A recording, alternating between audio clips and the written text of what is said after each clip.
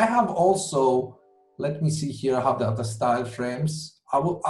So I presented to the client that one, and then I presented to them the style board grid.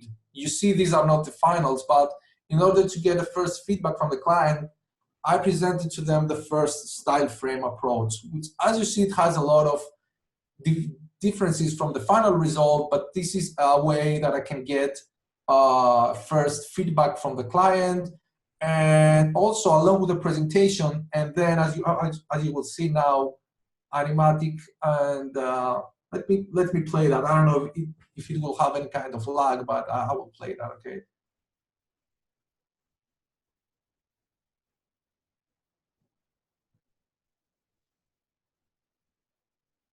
Yeah, let me play another one. It's the second one. Yeah.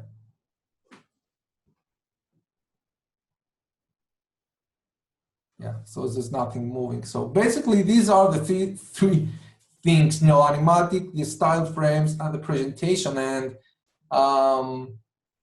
most of the times, clients are being scared from that, because they see a 3D with just grayscale values and nothing else. So they feel frightened at the start, but you have to persuade them that this is going to look like the final result, along with the references and along with the design and everything else, So it's pretty critical.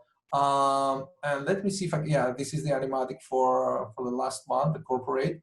You see, very simple, just for the client to take a sense of the animation and sense of the transition here, okay? Because that was also something tricky, how we are going to go from that world. Let me see if I can have the final animations. No, yeah, we will see that from here, okay? So another tricky part was, I will paste, I will show you the link, okay?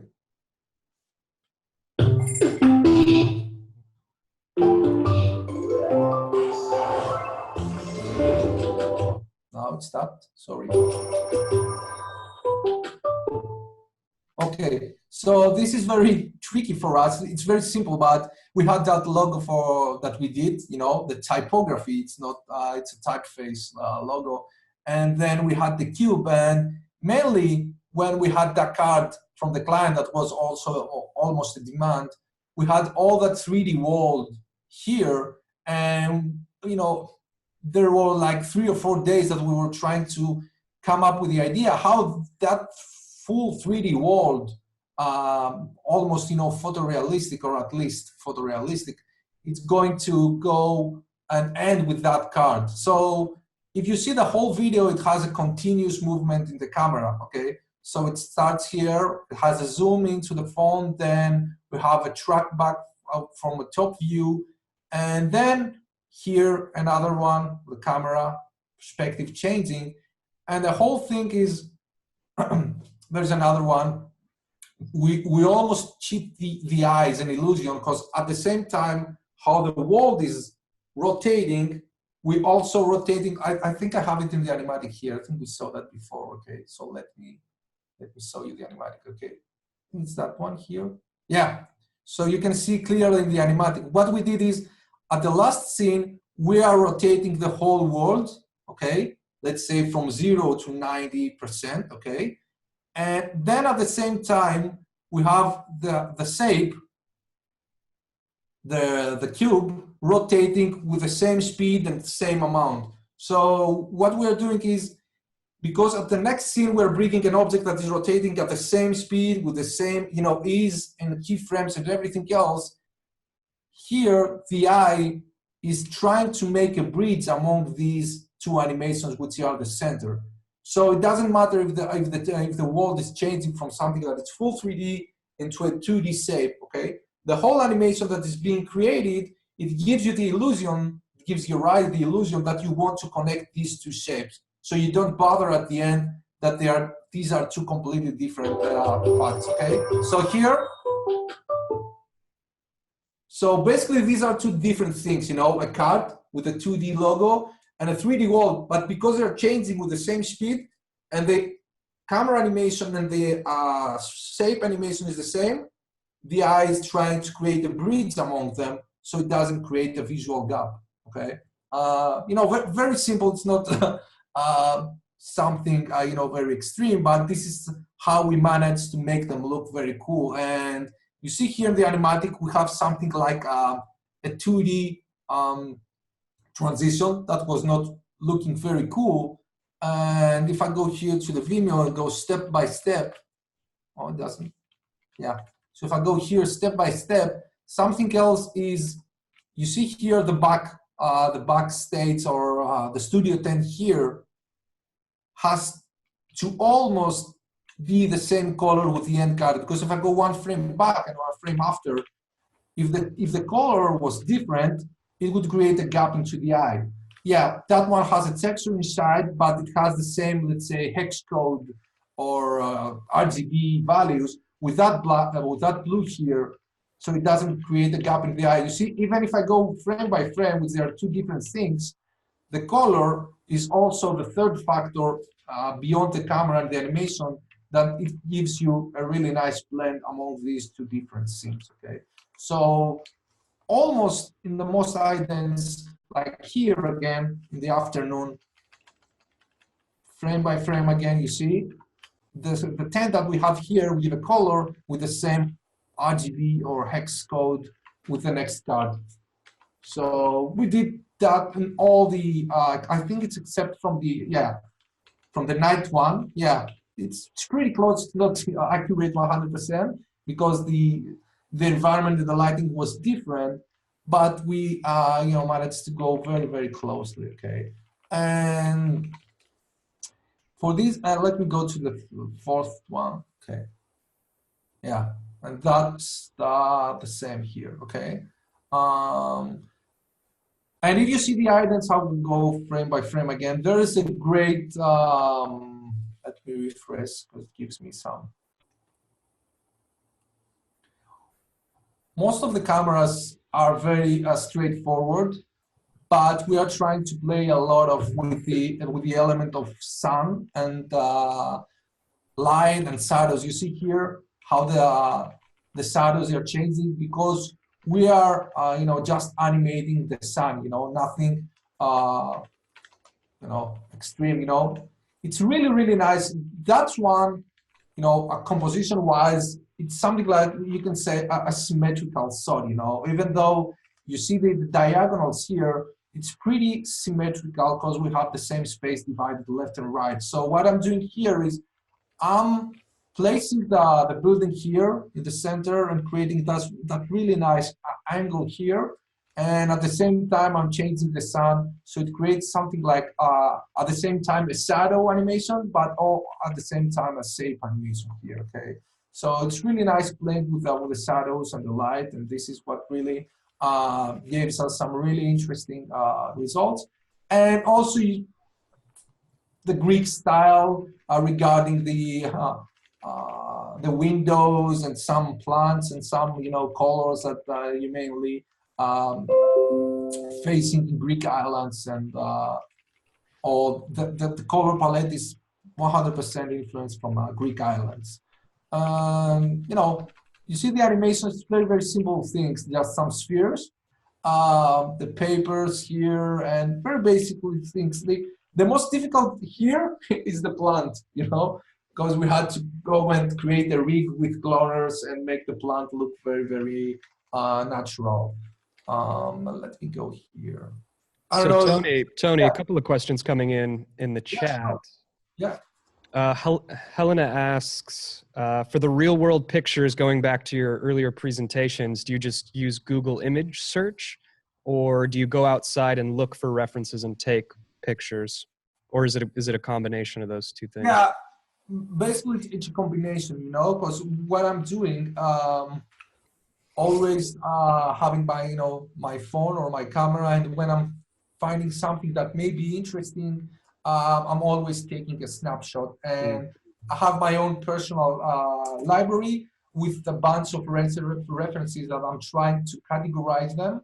Yeah. So So it's a combination from my own library and from Google, Pinterest, or anything else that can be helpful in order to come up with the ideas. Okay. Yeah. So Sam asks, is there a step between the presentations that you made and then the 3D model animation? Or was it enough to show them the animatic, show them the style frames, and then your green light to go ahead and produce the full thing? Yeah, basically the first step is the presentation. Okay. I mean, the first client, let's say, call was only the presentation. Then I got the green light for the ideas. Okay, we have to lock down the ideas, and then we moved on to let me go here. Yeah, then we moved on to the style frames. Okay, and then the animatics. Like first is the presentation, second the style frames and building the worlds. Okay, and third is providing them the animatic. But before all these things, I don't know if I will be able to find that. We had a storyboard. Let me see if it's here. Visual guidelines, use music. No, but no, it's not here. Basically, it will be in the server. So we had also a sketch that was representing that idea here. Okay. It's a little bit of, isometric, but not isometric at the same time. I didn't want to go into the style that it's pretty trend right now, the classical isometric look. So there is a reference into that, camera view, but it's not isometric at inside, for it's totally different. It looks like, but it's not.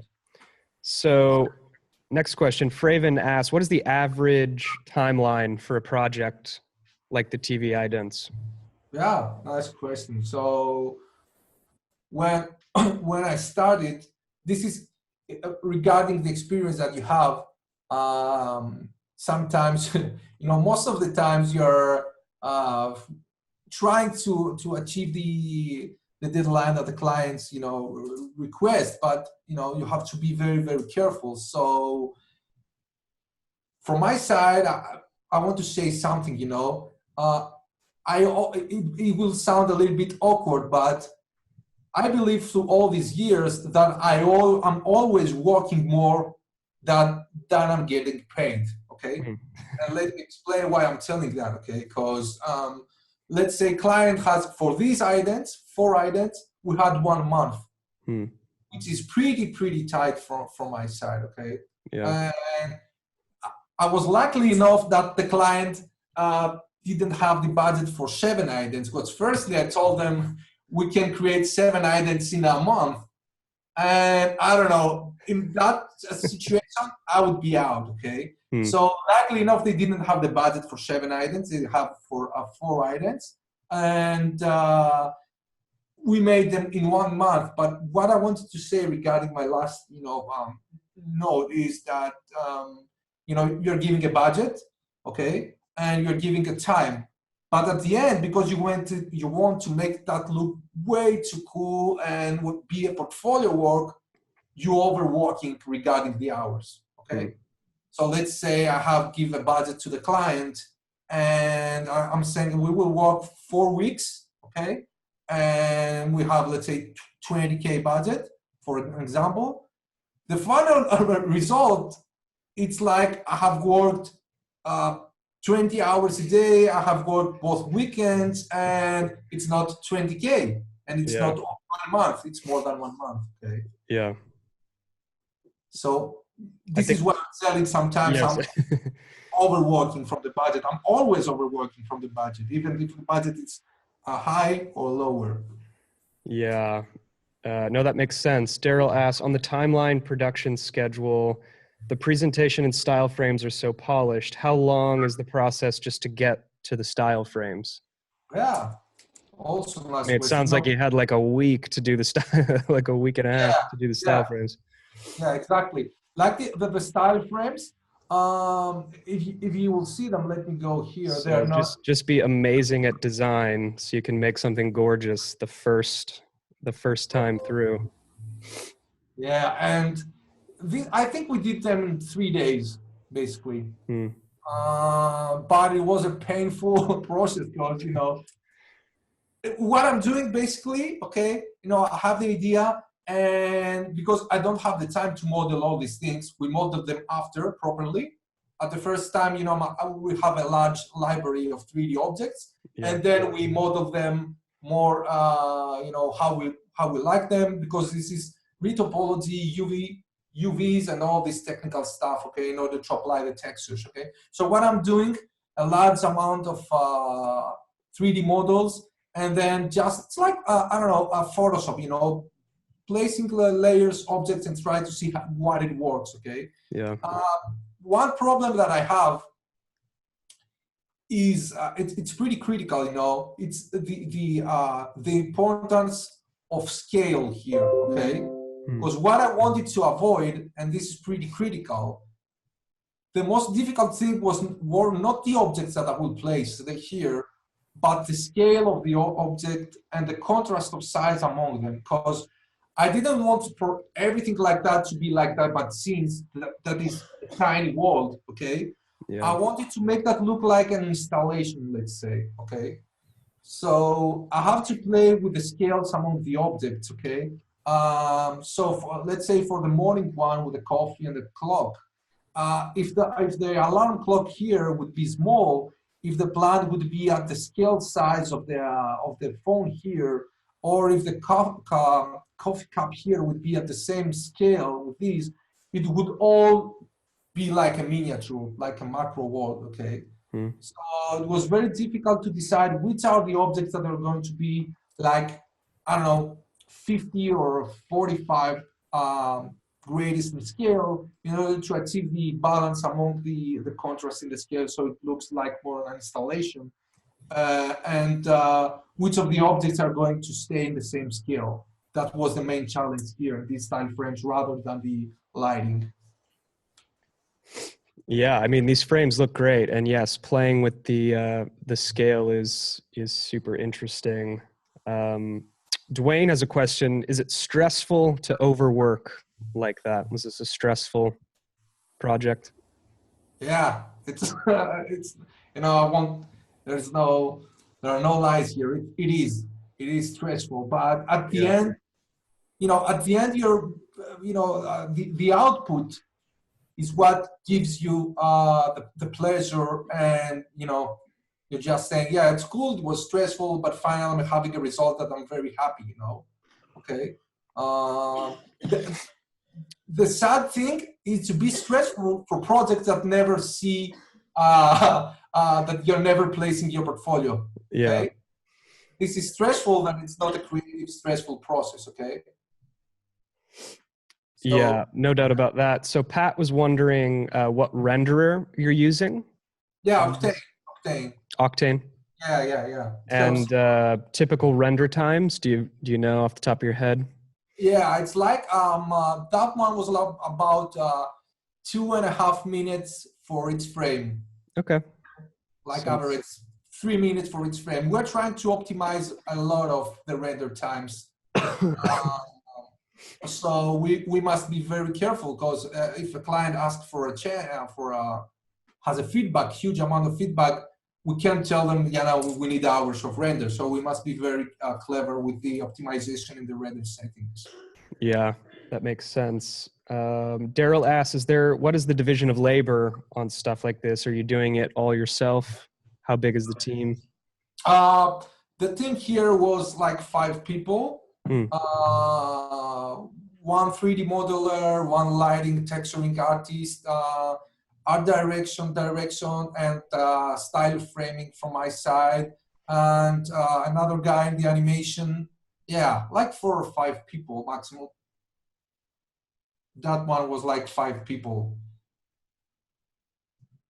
Antoine says that would take me 3.5 days on my laptop. Probably, Antoine. I know, Tony, you've invested in the processing power there. inside your PCs to be able to take on this kind of work, which of course makes sense. This is such a beautiful project. It's so inspiring to see your process and the way that you approach it. It makes me want to dive into 3D and play around with really interesting work like this.